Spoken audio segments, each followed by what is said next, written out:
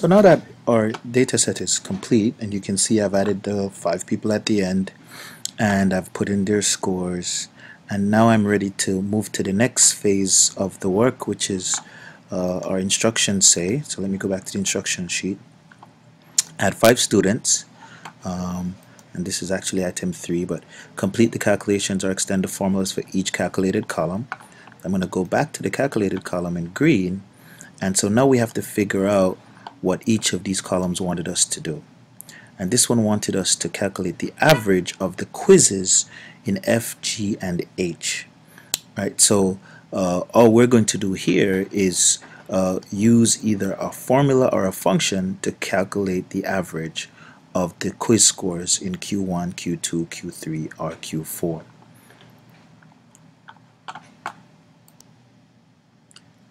Now there are a number of things that we can do with this. I've placed an average function here. As we know, Google Spreadsheets functions just like other spreadsheet programs, Microsoft Excel or the other older programs. And so I've just pulled out the average function, and I've used it to calculate these 3 quiz grades. And notice the computer is going to do that automatically. Right? This is what computers do. They do it really well. So to expose that formula, I've double-clicked here, and then I can hit escape, and the formula will go back to the calculated mode. But notice also that there's a function bar, just like in, again, Microsoft Excel or other products like this. So I'm going to hit escape, and it's going to leave me with my answer, and then I'm just going to copy that all the way down to the end of the sheet, and then I'm going to stop right there. All right, and notice that the calculations come all the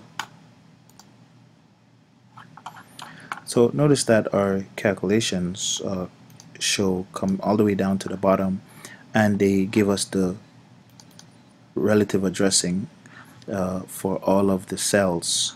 And so as you float all the way down, it keeps the calculations in the right place. Right?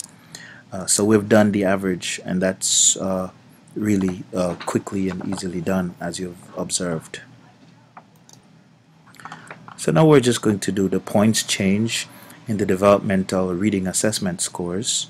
And as we said, the developmental reading assessment scores are just a measure of different parts of a student's reading ability throughout some period. And usually in the elementary grades especially, that assessment is taken at the beginning and at the end of the year at various intervals throughout the year.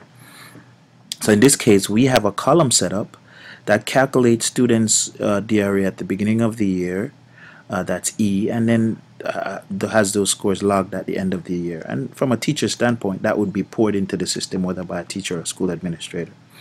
And what we've done is I've just created a small formula here that subtracts the first score from the second score, just to see the second score from the first score, just to see how much the students actually changed over time. So what we can see is that Holly here, Holly Hills, she started the year with a 10 and ended with a 17, which is a very good growth jump, right, in terms of reading comprehension.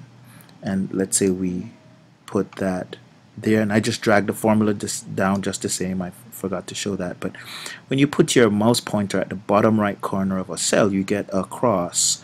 That black cross allows you to pull down, and then the formula will just adjust itself all the way down. And so now we have the change also logged in. So we have the average, we have the change from the beginning of the year to the end of the year. So now we want to calculate the change over time, and really this should say DRA change, because change could be both improvement. So let me change that now. It could be both improvement or decrease, and in this case we want to see change, right? So we want to understand what this number here in K2 means, if it's in relation to a percentage change, because we want to be able to calculate some understanding across the data set. So we have set the formatting on this set on this particular column as a percent column.